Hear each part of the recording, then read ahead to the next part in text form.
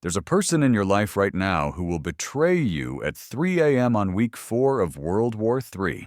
They'll know exactly where to find your supplies because you showed them. They'll bring tools because they've been inside your home.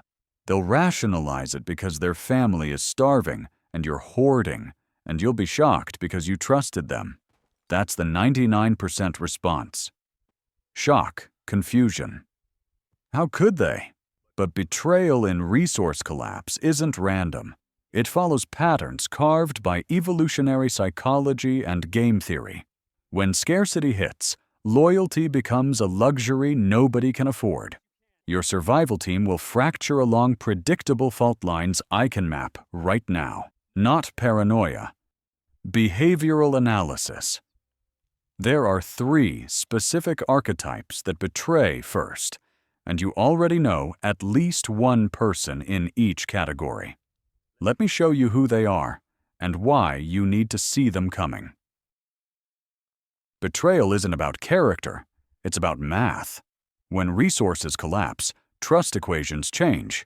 In peacetime, cooperation costs nothing. Your neighbor borrows tools, you share a meal, everyone benefits. But World War III means supply chain disintegration.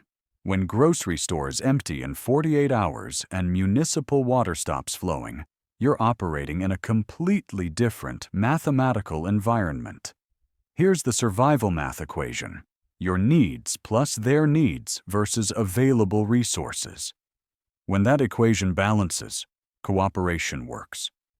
When it doesn't balance, humans eliminate variables. And you're a variable. This isn't cynicism. It's behavioral prediction. Your brain and their brain both run the same calculation, and that calculation follows a predictable 4-phase sequence. Phase 1, days 1 through 7, initial sharing and mutual aid. Everyone's running on immediate supplies. Cooperation feels possible because depletion hasn't hit. This is the honeymoon period where people believe normal is coming back. Phase 2, days 8 through 21. Rationing begins. Tension emerges. People calculate how long supplies last at current consumption rates. The math gets uncomfortable. Conversations about sharing become conversations about fairness, about who's contributing versus consuming. Trust erodes. Phase 3, days 22 through 45. Hoarding behavior activates. Visible cooperation decreases. People stop advertising what they have. Alliances fracture along family lines. The shift from "we're all in this together" to "my family first." Resources become tactical information. Sharing becomes strategic vulnerability. Phase 4, day 45 and beyond. The betrayal window opens. Desperation overrides social conditioning. Violence becomes an acceptable tool for resource acquisition. The people who hesitated stop hesitating. That's the timeline. Now proximity and knowledge as threat multipliers. Distance plus knowledge equals threat level. Someone 5 miles away can reach you in under an hour on foot. Someone 20 miles away probably can't make that trip safely or repeatedly. Proximity matters, but knowledge is the real force multiplier. If they know you have supplies, where you store them, your family size, your defensive capabilities, your daily patterns, then proximity becomes lethal. They don't need to search, they don't need to guess, they plan. The 99% see relationships. Friendship, blood ties, community bonds, they trust based on peacetime behavior. You need to see threat assessments. You calculate knowledge exposure, times proximity, times desperation coefficient. That's the 1% advantage. You calculate while they feel. And here's what the math tells you with absolute certainty. Betrayal isn't a question of if. It's a question of who first and under what trigger conditions. That mathematical reality creates 3 predictable threat profiles. The first is the person who already knows too much. Betrayer Alpha, your prepper best friend. You know him well. You've traded gear recommendations, compared filtration systems, discussed mutual aid scenarios over beer. He's been to your house multiple times. He's seen your storage set up. You've seen his. You both understand what's coming. You both prepare. You both think you're in the smart minority. That shared awareness feels like insurance. It's not. It's symmetrical vulnerability. Here's the tactical problem. He knows exactly what you have and where you keep it. Your cache locations, your defensive weak points, your family size, your resource timeline. You know the same about him. That's mutual destruction capability. But his desperation will trigger first, or yours will, and the person who moves first wins. The psychological mechanism is simple. His kids are hungry on week 4. Your supplies become his solution. The rationalization writes itself. He'd do the same for his kids. We talked about sharing, but he's clearly holding out. My family needs this more than his guilt. Betrayal timeline. Not week 1 when initial supplies are still adequate. Weeks 3 through 6, when depletion anxiety kicks in and the math becomes uncomfortable. That's when your prepper buddy stops seeing you as an ally and starts seeing you as a resource stockpile. Warning signs you can identify right now. Listen for competitive comments about prep levels. Bet I have more ammo than you. Watch for resource comparison games. Let me see your water filtration setup. Notice the jokes about raiding. If things get bad, I'm coming to your place. Haha. Pay attention to questions about exact quantities. How many months are you prepped for? Be wary of pressure to formalize mutual aid. He wants written agreements because he's already planning the loophole. The betrayal mechanics. He'll come at 3 a.m. when visibility is low and your defenses are minimal. He'll bring tools because he knows your door locks and window types. He'll know your blind spots because he's been inside. He'll bring 2 or 3 people because he knows your family composition.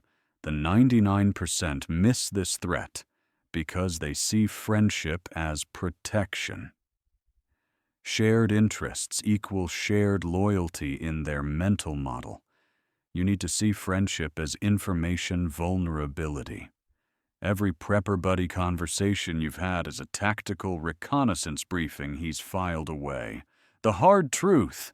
The person most prepared to survive your preparations is the person you prepared with.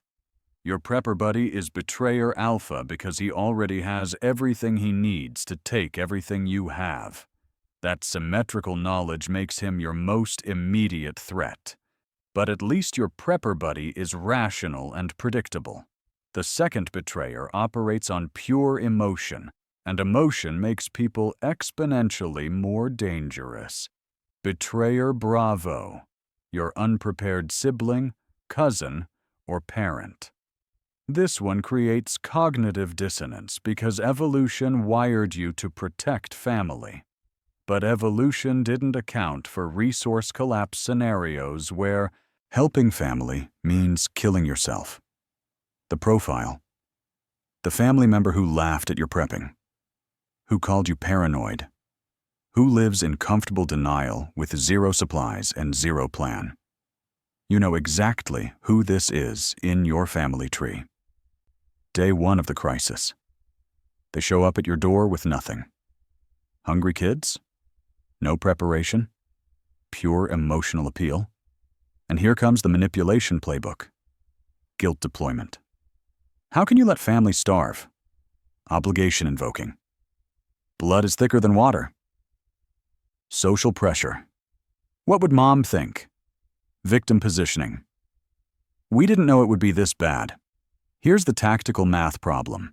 Your 6-month supply divided by your 4 people plus their 5 people equals 2.6 months for everyone. Resource depletion rate increases 3 to 5 times faster than planned. Saying yes means collective death on a delayed timeline. Saying no means creating an informed enemy who knows your exact location and defensive setup. The betrayal trigger sequence runs like this. Week 1, you let them in.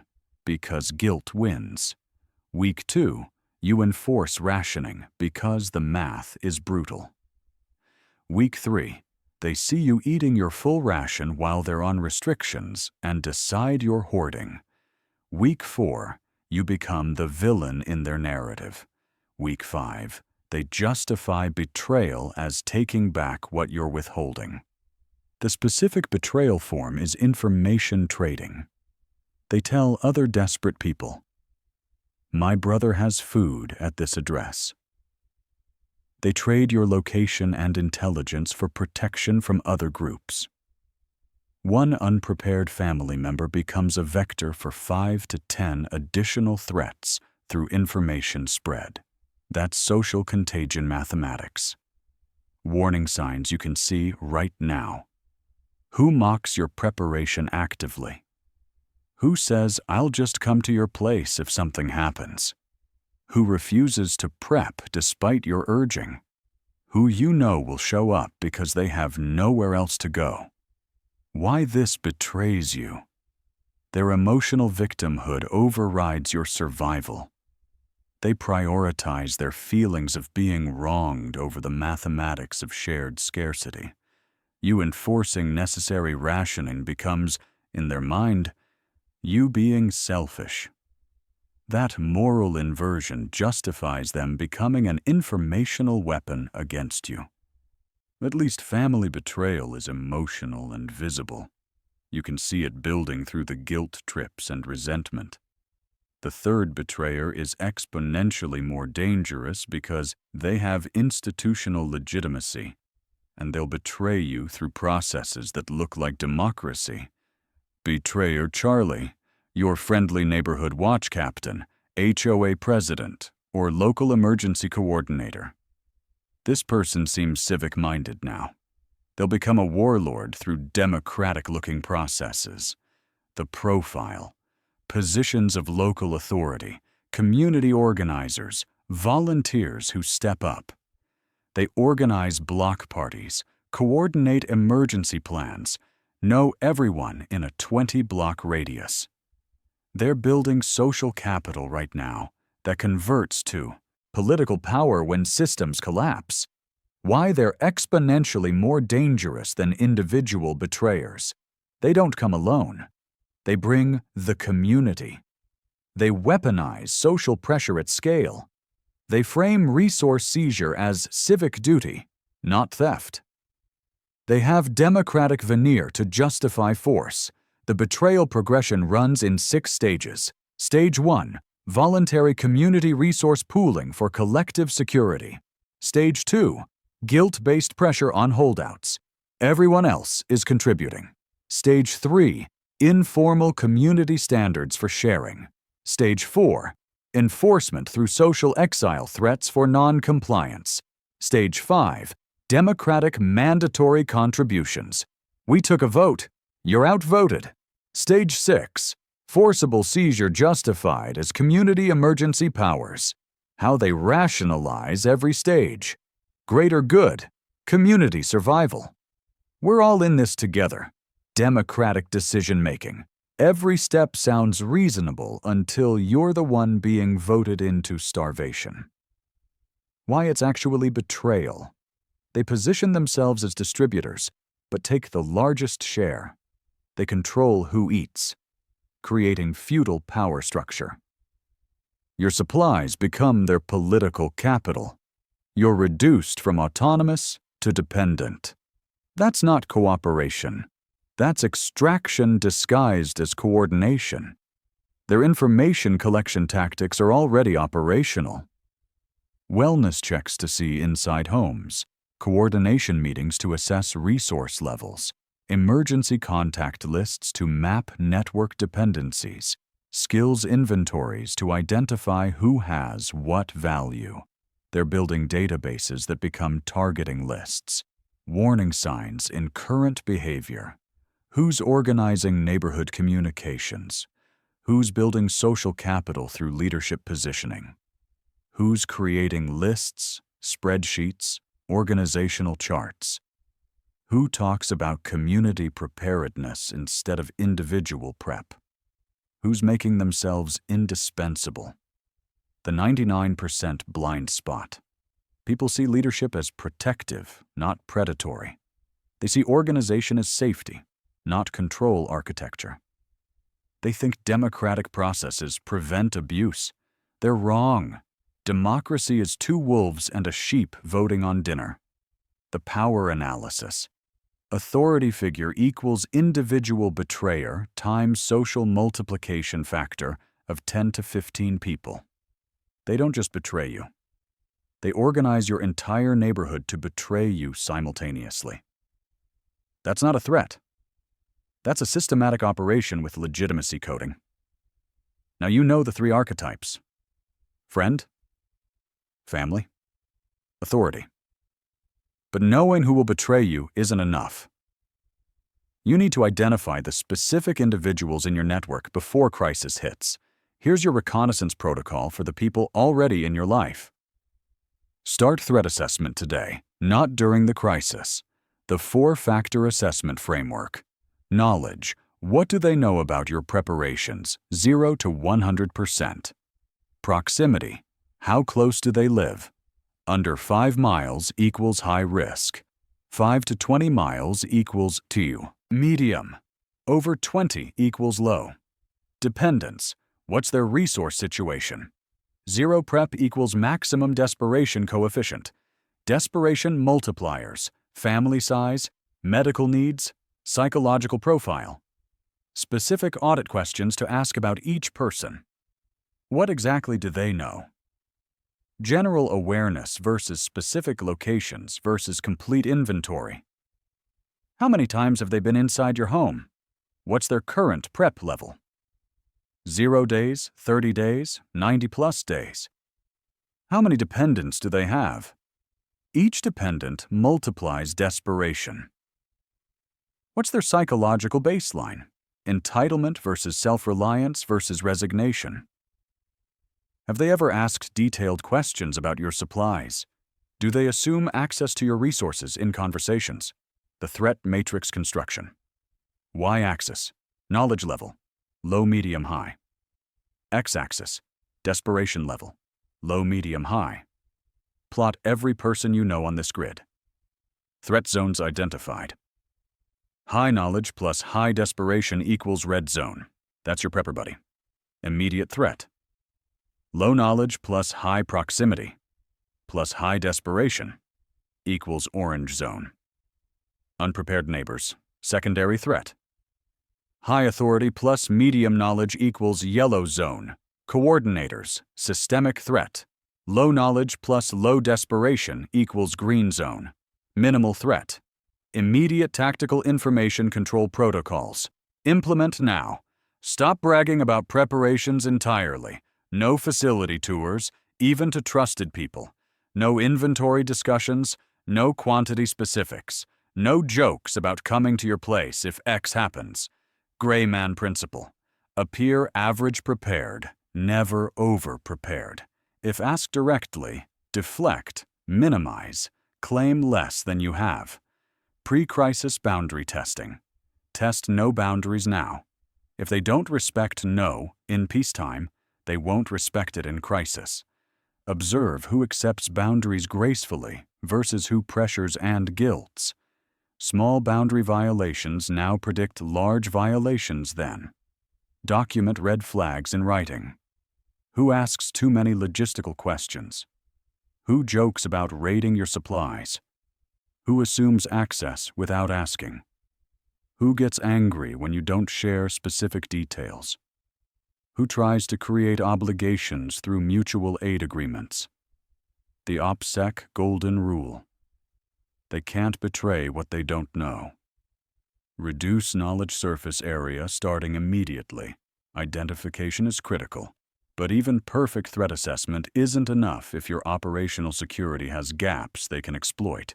You can't prevent all betrayal attempts, but you can architect failure into their plans. Here's your operational security foundation. Information compartmentalization is your primary defense. Never let one person see your complete setup. The 30% rule. No one should know more than 30% of your actual resources. Cache locations known only to you. They can't betray what they don't know. Physical diversification. Never keep everything in one location. Minimum 3 separate cache sites. Distance rule. 10+ miles apart in different directions. Resource split. 40% at primary location, 40% in distributed caches, 20% mobile on person. If they take one position, they don't take everything. Hardened primary position architecture. Reinforced access points, so they need time and tools to breach. Defense in depth. Multiple barriers between entry and critical supplies. Security through obscurity. Hidden beats hardened for over 50% of your assets. Decoy supplies work. Visible loot stash satisfies cursory raids while real supplies stay concealed. Social OPSEC protocols. Never refuse help outright. That creates informed enemies. Delay, redirect, claim scarcity instead. Gray man always. Appear struggling, never thriving. False information injection. Let them discover wrong intel about locations or quantities. Single point of failure test. If one person flips, what percentage exposed? Acceptable threshold, under 20%. Betrayal response trigger protocols. Pre-planned fallback positions identified now. Specific behavioral triggers equal immediate lockdown. The 48-hour rule. Once betrayal indicators appear, relocate within 48 hours. Abandon versus harden decision matrix. Know when to defend, know when to ghost. These protocols work, but they come with costs that prepper forums don't discuss. Here's the truth about betrayal-proof security. Perfect protection creates its own failure mode. The isolation paradox. Betrayal-proof security means complete isolation, zero-trust architecture.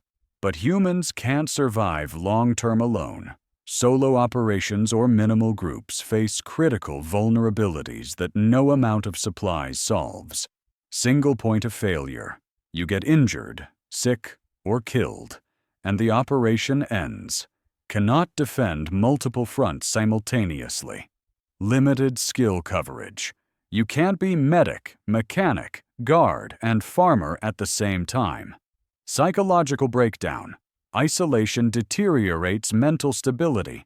30 to 90 days typically before cognitive function degrades.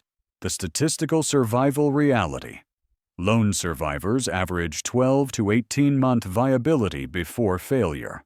Small groups of 2 to 4 people, 2 to 4 years viability. Larger cooperatives of 8 to 15 people, indefinite viability. But betrayal risk scales with group size. More people equals more failure points. The trust equation with no solution.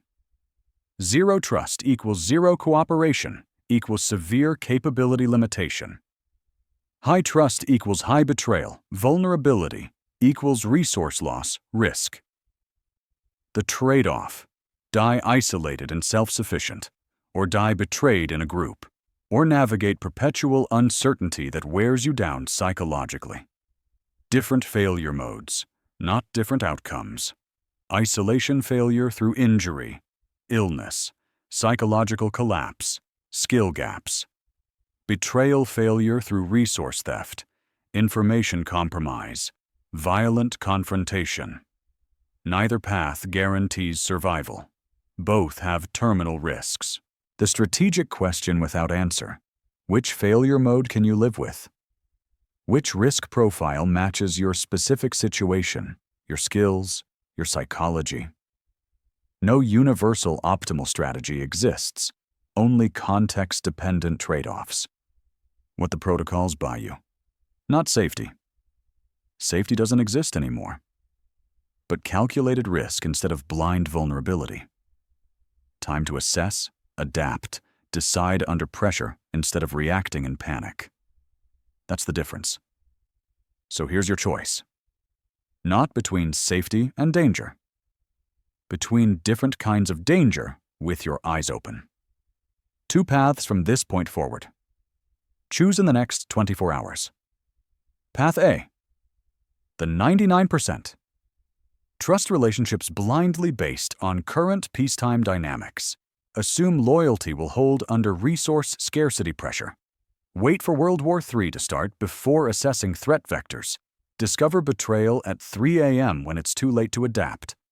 Die confused, asking, how could they do this? Betrayal happens to them because they never saw it coming. Path B. The 1%. Audit your network now using the threat matrix framework. Implement information control protocols immediately. Prepare emotionally for betrayal as inevitable, not possible. Survive strategically because you planned for human predictability. Make hard decisions from position of readiness, not desperation. Immediate action checklist. Do today. List every person who knows about your preparations. Names on paper. Plot them on the threat matrix. Knowledge times desperation. Identify your top 3 betrayal risks by archetype. The prepper buddy, the unprepared family member, the authority coordinator. Implement OPSEC starting now. Stop sharing details, stop facility tours, stop assuming anyone needs to know. Begin cache diversification. Move 40% of supplies to unknown locations within 30 days. Pre-plan fallback positions and routes. The timeline reality. When World War III starts, uncertain. When the preparation window closes, at outbreak. When betrayal patterns activate, 3 to 6 weeks post-collapse. When you must act now, while the window is open. The cost of inaction. Discovering at 3 a.m. that everything in this script was correct. The 99% will learn about betrayal through experience. Fatal lessons. The 1% already know and have positioned accordingly. Preparation isn't paranoia. It's pattern recognition. The first betrayal is always the one you didn't see coming. Now you'll see all 3 before they move.